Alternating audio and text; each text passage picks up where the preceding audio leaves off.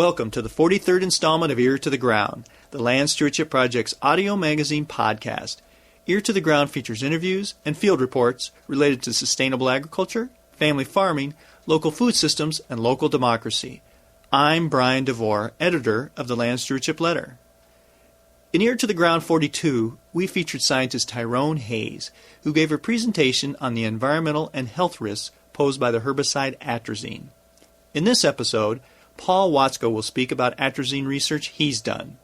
For 16 years, Watzko worked as a hydrologist, first for the Minnesota Department of Agriculture and later for the Minnesota Pollution Control Agency.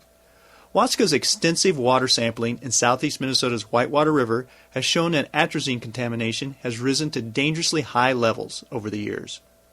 Watzko's research and willingness to speak in public about it may have gotten him into trouble.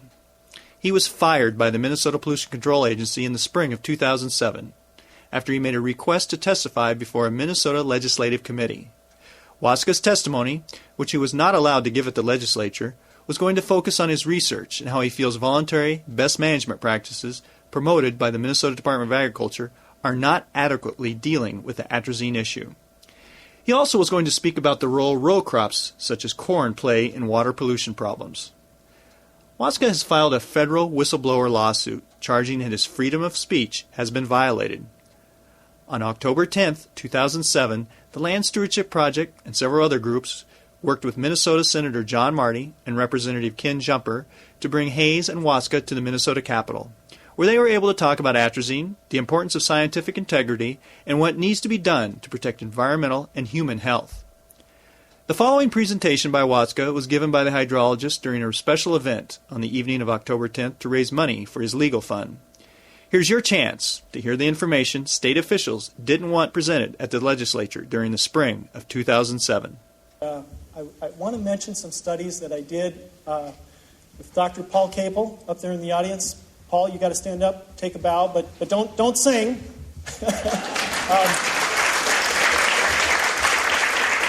We were looking at pesticides and precipitation back in the early 90s. I remember when I first heard about it, I thought, why would we want to do that? And Paul said, well, I found some in my backyard. I think he was monitoring it in his backyard. And I thought, what's he putting on his plants back there? But we conducted a 4-year study across the state of Minnesota. And lo and behold, the most commonly found pesticide in rainfall, atrazine. We went to Lake Harriet in cooperation with the Minneapolis Park and Recs Board. And we thought, well, let's look at what pesticides are in urban runoff. And we found the 2,4-D and the broadleaf dandelion killers, but we also found atrazine. Why are we finding atrazine in an urban watershed? It's used to grow corn. Well, we were also monitoring for pesticides in rain within the Lake Harriet watershed, and lo and behold, pesticides in the rain coming off in stormwater runoff going into Lake Harriet. Turns out that on a mass balance, over 90% of the atrazine that falls here in the urban area is retained. Now, I bring that up because I want you to know that we're not talking about just a rural problem, a corn-growing problem. I said today in Senator Marty's hearing, atrazine is an omnipresent compound. It has been in our state's waters for a long, long time, and it's going to be in our state's waters for a long, long time. We need to start taking steps today, now, to reverse that process. We aren't. We have not taken the first step yet. But again, I think we've turned a corner. I want to talk to you about my favorite part of the state, the place I call home, southeastern Minnesota. If you've been down there, you know that it is a land of springs and disappearing streams and caves and trout and just a wonderful, diverse landscape. And this is the way we like to think about it. This is Whitewater State Park, the way it was before the flood. You can't see this anymore, so it's just a beautiful place. But if you would go up to our monitoring station just shortly upstream of there, or the monitoring station that the Minnesota Department of Agriculture has, during a storm event, that's not colored water there. That's the way water gets when we have a storm, late spring, early summer. That water turns to chocolate milk. and we really get a big flush of atrazine, as I'll show you in a minute, during those events. The karst area is characterized by, like I say, disappearing streams, springs, sinkholes, fractured limestone. But the important thing is that these conditions can result in rapid transport of surface water containing dissolved or soil-bound pesticides into the groundwater. So what we have down there is the conundrum, the Pandora's box. We don't have surface water and groundwater down there. People like to treat it as that, but we don't. It is all one interrelated, connected system. This is the way it looks if you'd cut it through. And, we have wells that go down into various aquifers. We have caves full of water. The way state agencies treat this is that if that water is there, it is groundwater. If that water is there, it's surface water. And it just so happens that it might take about 20 seconds from water to get from here to there. But if you look at water quality standards between that 20-second difference, it may be an order of 10. It may be an order of 20. We have state agencies that acknowledge the problem, but don't address it. And it's going to be a continuing battle to have that looked at. We talk a lot about pesticide use and what pesticide use has been doing. We had some conversations this afternoon about that. What I'll just point out to you is that I'm going to be talking about two chemicals in particular, atrazine and acetochlor. Both are corn herbicides. But atrazine use hasn't changed much in the last 15 years. Now, that gets important because there's been state agencies been telling us that we're really doing a great job at recommending to people that they should cut back on their rates, not use it under this condition or that condition. But there really hasn't been much difference. Acetochlor, what's interesting about acetochlor, was never registered for use in the country before 1994. So how does a compound go from 0 to 3.5 million pounds active ingredient per year? I don't know. I really don't know. Acetochlor has gotten in the news lately because it is the compound that we're finally moving forward on impairments. We have streams that are actually impaired by acetochlor, but it was registered in 1994. Now, I'm an engineer. I have a hard time adding, but I think that's 14 years. 14 years to promulgate a standard. During that period of time, we have used over 40 million pounds of acetochlor in this state. 40 million pounds. And now we're just finally getting a standard to evaluate all the concentrations that we've seen during those 14 years. We're not cleaning up anything. We're just acknowledging we've got a problem. That's it. So how does atrazine behave? And for that matter, all chemicals down in southeast Minnesota. What we've got is a hydrograph here from the middle branch of the Whitewater for June is Dairy Month, right, Ken? But it's also Dirty Water Month. We have our highest concentrations of atrazine during these peak flow periods, and then it goes down to base flow conditions. The red line here is the stream standard, and so what you'll see is during these higher flow events, we'll see violations of the standard. If we look at a one-year hydrograph here, namely between May of 2000 and April of 2001, we have two high flow periods, one in the spring and early summer, and then one big snowmelt event. If we look at the chemical soup of what pesticides come down during those two distinct high flow periods, what we see is as follows. We've got 6, 7 compounds occurring between mid-May and mid-July. And then we move to that April snowmelt event, and we just have, and you can't quite see the colors real well here, but again, no surprise to people, atrazine and one of its metabolites, diethylatrazine. Atrazine never really disappears from streams. This is a blue ribbon trout stream in southeast Minnesota. Watershed area 25, just a little bit over 25 square miles. What have atrazine concentrations been doing over this period of time that we looked at them in the middle branch of the Whitewater? You can see that kind of went along. We'd have occasional exceedances of a standard. But then in 2000, 2001, 2002, we really saw a jump. And then in 2004, it even jumped some more. The reason for 2003, it was a little drier year. If we'd been tracking pesticide use just in the middle branch of the Whitewater, I'm sure what we'd be able to show is that atrazine use has actually gone up. So we have atrazine use going up, atrazine loss in the streams going up during this period of time. Most of those high flow events, again, are the culprit. But if we again look at the standard, what we'd see about is 1 in every 5 samples taken between May of 2000 and July of 2004 were above our standard. 1 in 5. You can just summarize this atrazine behavior in streams in southeastern Minnesota as follows. We've got base flow concentrations at about 0.4 of a microgram. It's detected nearly 100% of the time. Highest concentrations are about 30 micrograms per liter. We've seen higher concentrations since 2000. Tyrone was talking about endocrine disruption. It turns out that the endocrine disruption threshold level, when he starts seeing some of the effects in frogs, is 1/10 of a microgram per liter. So we see year in, year out, about 4 times that amount. Results of a 15-year effort to take atrazine out of our cropping systems. I guess we can look at them objectively because that would be the way to do it. Now, I should tell you, we heard today that the Department of Agriculture would really like to say, well, we held a lot of meetings and we printed a lot of brochures. Tell me a state agency that couldn't call success if that was the criteria.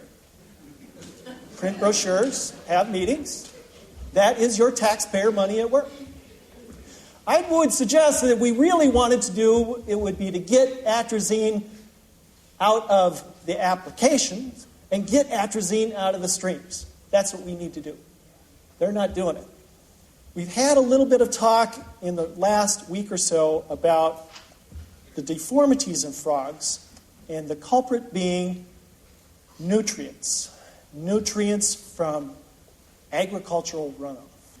I'm going to suggest to you, and I'll back this up a little bit here, the same vectors that put atrazine in your streams are the same vectors that put nutrients in the streams. We see a lot of excessive nutrients coming off of farmland.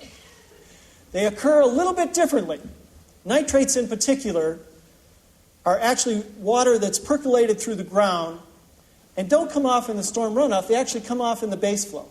So the highest concentrations of nitrates we see are during the base flow, and they may be in the dead of winter. So you can look at it this way. If you don't have atrazine in the stream at high concentrations, you got nitrates. At the same time you'd have high atrazine in the streams, you'd have high phosphorus, because phosphorus is moving with the soil particles. So there's very little that doesn't harm frogs in these type of aquatic systems. So with respect to nitrate behavior, we see it 100% of the time. We're approaching the standard. We're upwards of 9 plus, this is milligrams per liter here. And the stream standard with respect to nitrates is not being followed. If we would start evaluating our streams with respect to nitrates, there might not be a stream in southeastern Minnesota that would not be impaired. That is, if I could just state it in the affirmative, we would have all impaired streams. So, I'm going to talk what is just so critical to understand about water quality, and that's water quantity. And I did this nearly 15 years ago with a gentleman by the name of Pete Cooper, who works for the NRCS. Land use matters when it comes to hydrology, both in terms of the volume of water that comes off that land and the energy. The energy is measured in terms of peak flow. So with respect to our floods that we had in August, there is some stories that are going to be told, and we just haven't put together all the information. I walked out of our house on Sunday morning, and I looked at we have a little check dam that contributes from, maybe 15, 20 acres in back of our house. And I went to that check dam to see how full it was. There wasn't a drop of water in it. That land is in perennial vegetation, it's in well-managed woods, and it's this story here. When you throw, in this case, 3.7 inches of rain on a 20-acre field, and you look at woods, it has both a very low energy level in terms of peak flow, and the area under this curve represents the volume of water. Compare that to, and again, this is kind of worst case scenario here, fall plow, where you've plowed up your field in the fall and you've got row crops going on it. You can see that you have a minimum tenfold increase in energy, and probably a 20 to 30-fold increase in volume of water. So our cropland that is not well managed will shed a lot of water, and it will put out an incredible peak flow in terms of energy. In terms of water quality, we can compare some of these land use characteristics. Again, row crops, continuous corn. If we just look at annual nitrate losses, nearly 50 pounds, compare it with a perennial system, alfalfa, and you decrease that by about a factor of 30. What have we been doing to our landscape in southeastern Minnesota in terms of cropping practices? We've been getting rid of our alfalfa hay, we've been getting rid of our oats, and we've been replacing it with soybeans. We are headed the wrong direction, and this is 2001. I really wanted to update this to 2006, but this data doesn't get accumulated for another couple years. I won't even be able to see 2006 data for at least another year. But 2007, we know there's another 1 million acres of corn in the state. We are headed in the wrong direction if we really want to make some strides in terms of water quality. And again, more corn, more atrazine. So this is the picture that's worth 1,000 years. A picture worth 1,000 words, and I will get close here to the end. But this is the spring of the corn year. These are tiny little corn plants. This field has been plowed, it's been fertilized, and it has been getting atrazine. And when we get a storm event and there's no grassy waterway or conservation measures, this land sheds an immense amount of water and starts to look like this. And it starts to look like, the Dust Bowl days. And realistically, that's the direction we're headed. So one of the concerns I brought forth to Senator Marty's committee this afternoon that is just somewhat dumbfounding to me is the fact that we don't monitor our drinking water for private drinking water wells in southeast Minnesota.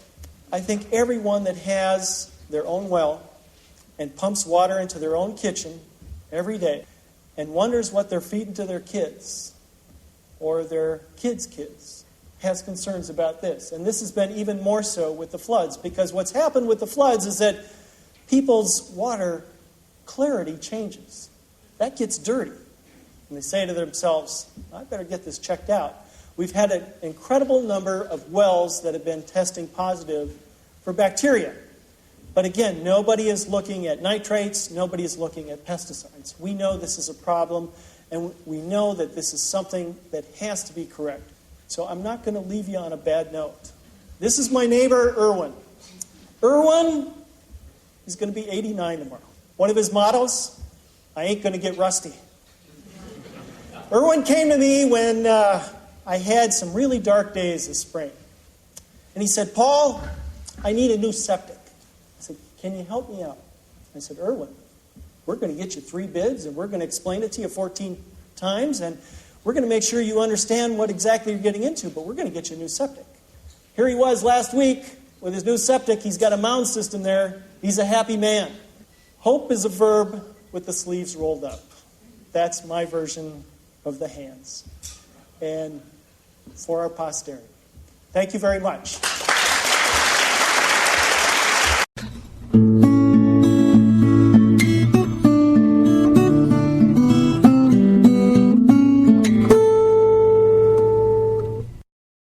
For more on the issue of atrazine and scientific integrity, see the Summer 2007 Land Stewardship Letter. It's available at www.landstewardshipproject.org. That's landstewardshipproject.org. Just click on Newsroom and follow the links to the Land Stewardship Letter. LSP has also posted several blogs on this issue, which are available under our Take Action section on the homepage. Send your comments and suggestions about this podcast to me Brian DeVore at bdevore@landstewardshipproject.org. You can also call me at 612-729-6294. A special thank you goes out to Laura Borgendale, a Western Minnesota musician who provided Ear to the Ground's theme music. And a very special thank you to all of Land Stewardship Project's members who make initiatives such as this podcast possible. If you're not a member and you'd like to support us, go to landstewardshipproject.org to learn how to join LSP. Thanks for listening.